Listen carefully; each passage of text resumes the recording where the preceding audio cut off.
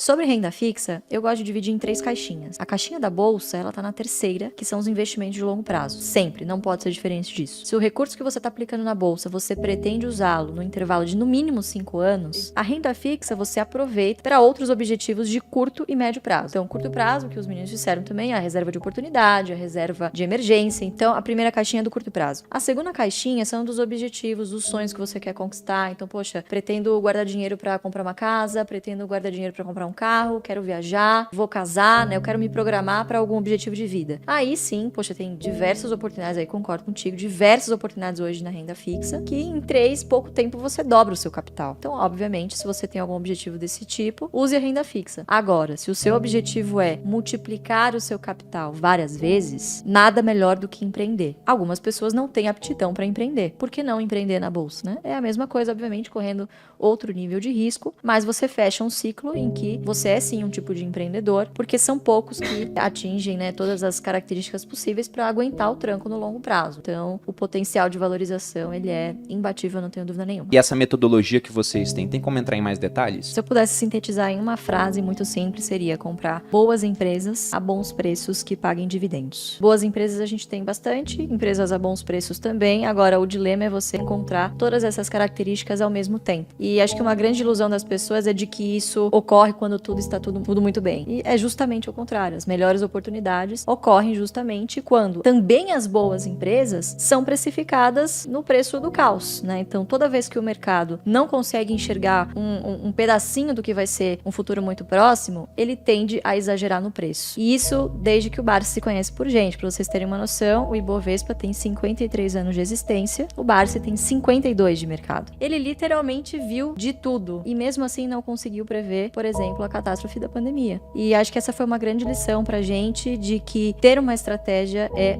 fundamental, porque ali você tinha um monte de gente desesperada dizendo pra você, faz isso, faz aquilo, venda, né? E ele não, continuou tirando a soneca da tarde dele, o patrimônio derretendo e ele lá usando o fluxo de dividendos dele pra engordar a carteira dele. Então o dividendo ele não serve somente pra te dar essa segurança no futuro, mas ele serve também pra te dar um fluxo de caixa pra nesses momentos em que boas oportunidades aparecem, você usa esse fluxo de caixa que vem dos dividendos pra, obviamente, comprar essas boas oportunidades. E o dividendo vem justamente como esse fluxo pra ajudar e manter você na estratégia, né? Porque dá um certo alento você ver ali, pelo menos caindo um dividendo na conta, enquanto seu patrimônio tá oscilando, né? Então, é uma estratégia bastante defensiva, ela é atemporal e ela pode ser usada em qualquer lugar do mundo. Em qualquer lugar do mundo você encontra boas empresas que pagam bons dividendos. Acho que esse é o grande segredo da estratégia, o fato dela ser simples e servir para qualquer um. O que você precisa ter para ser um vencedor nessa estratégia? Primeiro, prioridade. Segundo, disciplina. Terceiro, paciência, né? São características que não necessariamente você nasceu com elas, mas são características treináveis. Você aprende a se tornar assim e descobre que se você tiver essas características, você chega mais longe. O Best nada mais é do que bancos, energia, saneamento, seguros e telecomunicações. São setores com uma maior previsibilidade, como você estava falando, e eu acho que essa previsibilidade na geração de fluxo de caixa é o que elimina essas oscilações excessivas. São setores de margens altas, protegidos relativamente, então com altas barreiras de entrada, poucos concorrentes por consequência disso, e essa previsibilidade no fluxo de caixa é o que na última linha vai te trazer a previsibilidade do dividendo que você vai botar no bolso, né? Então a gente gosta desses setores porque eles tendem a ser muito mais imunes a crises, eles não vão participar geralmente daquele oba-oba no momento de alta, né? Então quando a gente olha aquela farra que estava ano passado dos IPOs, empresas sendo precificadas a múltiplo de receita sem olhar o que estava abaixo disso, empresas sem lucro com preços exorbitantes, contando que o futuro fosse ser brilhante. A gente não compra futuro, a gente compra presente. Então, essas empresas, elas são empresas mais tranquilas. Você pega, por exemplo, transmissoras de energia, contratos de longuíssimo prazo, ajustados por inflação, né? E isso traz uma segurança para um investidor. Então, você está falando de colocar você que falou, né, de colocar o pé na renda variável ali através do fundo imobiliário, mas o próximo passo natural é o dividendo, porque esses setores, eles acabam te trazendo uma tranquilidade e fazem com que você possa dormir tranquilo com as suas ações. Bom, a gente não investe de jeito nenhum. Primeiro, construção civil. Segundo, frigoríficos. Terceiro, varejo. Quarto, turismo e lazer. E o quinto, Aviação civil. Porque são setores extremamente cíclicos e que nem o gestor mais competente do mundo poderia prever. Estão expostos assim a muitas adversidades que não estão no controle da empresa. Então, dificilmente eles serão bons pagadores de dividendo por muito tempo. Óbvio que existem excelentes empresas nesses setores, mas para essa estratégia a gente acaba deixando um pouquinho de lado. E o fato da gente ter uma prioridade, você seguir uma linha de raciocínio, você precisa fazer as pazes consigo mesmo de que você vai olhar para o lado, você vai ver outras oportunidades que são boas, mas você vai ter que deixar passar. Então, acho que ter uma regra de não olhar alguma coisa, você saber o que você não quer na sua carteira, acaba te deixando um filtro muito mais assertivo e aonde você vai gastar suas energias. Eu duvido muito que essa fé que as pessoas têm hoje, porque tem uma legião de, seguidores ferrenhos aí dos FIIs. Eu duvido muito que essa legião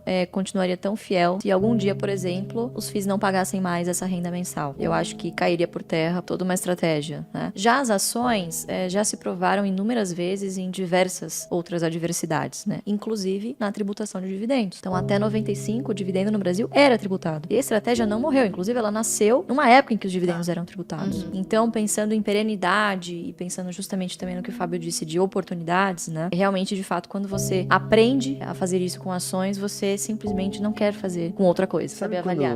Quando passa esse oba-oba, na verdade, acho que nas ações, quando você faz metas em número de ações. Eu acho que pro pequeno investidor isso conta muito. Então o cara fala assim, quanto que eu quero receber mensalmente dessa empresa aqui? Sei lá, 3 mil reais. Aí ele começa você olhar por esse lado. Quantas ações eu preciso ter dessa empresa que paga dividendos há mais de 20 anos consecutivos, sempre nos mesmos períodos? Quantas ações eu preciso ter dessa empresa para atingir esses 3 mil reais por mês? Aí ele vai lá e faz uma conta. Eu preciso de, sei lá, 10 mil ações. Você começou a comprar 100 ações, o jogo já vira. Porque você vai querer sempre, primeiro, torcer para cair, porque você vai comprar mais com menos dinheiro. E segundo, você sempre vai estar de olho no dividendo que você vai estar recebendo. Porque o próximo aporte seu vai ser aporte mais dividendo. Então, você vê que é uma constituição, assim, não acaba. Você começou a comprar, automaticamente você já vai ser elegível ao próximo dividendo. Mês que vem você vai botar lá de novo o mesmo aporte ou um pouquinho maior, mais o dividendo. E quando você tem essa meta em número de ações, tudo fica mais tranquilo, parece. Porque você vai encarar essas baixas como um baita movimento. Você fala, o que eu pagava 50 reais, agora eu pago, sei lá, 25 e compro duas. Principalmente, a gente não tem ressalvas em investir em estatais, por exemplo, que são empresas que, as estatais que nós temos, estão no BEST, né, a maioria delas, e o fato de serem estatais e terem um risco político embutido, obviamente,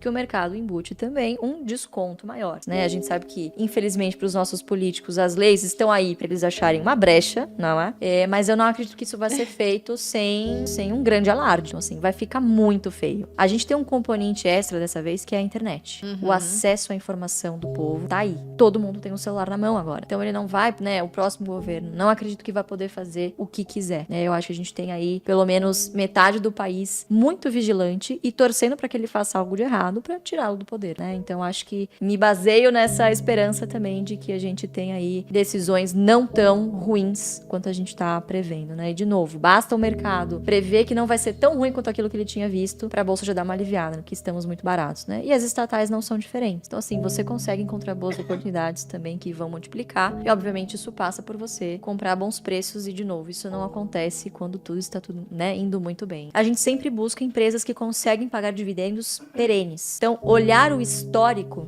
né, quando você olha para trás, isso te dá um embasamento muito forte de você escolher para onde você vai. A nossa grande preocupação é não pagar caro por um ativo. Porque ao não pagar caro, o que eu estou garantindo? Primeiro, um upside lá na frente. Segundo, um dividendo interessante para mim. Então, o preço teto ele é calculado baseado no 6% na nossa métrica de 6% no mínimo aceitável ao ano em dividendos. Toda vez que você vê uma narrativa sendo repetida muitas vezes e sendo usada como uma verdade absoluta de que isso vai acontecer, você pode ter certeza que se você fizer o contrário, você vai se dar melhor. Você tem mais chances de se dar melhor. Sempre acontece isso. Então, todas as vezes que a gente tem algum grande marco, não, eu não vou comprar porque lá na frente vai cair. Geralmente ocorre ao contrário, né? Porque a bolsa antecipa movimentos. Então, quanto menos você ficar suscetível a esse tipo de achismo, mais fácil você toma uma decisão e melhores preços você pega. Então, agora eu acho que a gente, respondendo na pergunta, sim, eu acredito sim que é um momento de oportunidade. Obviamente que precisamos ficar alertas pelo que está por vir, né? Não é você fechar os olhos simplesmente e ficar alheio ao que está acontecendo, né? Porque é realmente, na minha opinião, muito grave. Mas isso não vai de maneira alguma mudar a nossa estratégia e mudar o nosso comportamento com os nossos investimentos. Porque na nossa experiência, nos últimos 53 anos do Ibov, foi assim. As boas empresas que estão na bolsa se superaram e saíram melhor, por exemplo, nesse período de crise. Quem se sai melhor? A padaria do seu Joãozinho ou a Açaí? São empresas consolidadas que têm o potencial de repassar a inflação nos seus preços, né? Então, sim, eu acredito que a gente está vivendo mais um dos vários momentos que a gente já presenciou de oportunidade. E Brasil é isso. Exatamente, não tem atalho. É a única variável quando você pega a fórmula de juro composto, que é exponencial. Então, dê tempo ao tempo. 20 anos vai passar, inevitavelmente, né? E você vai querer olhar para trás e ter feito, poxa, eu investi há 20 anos atrás.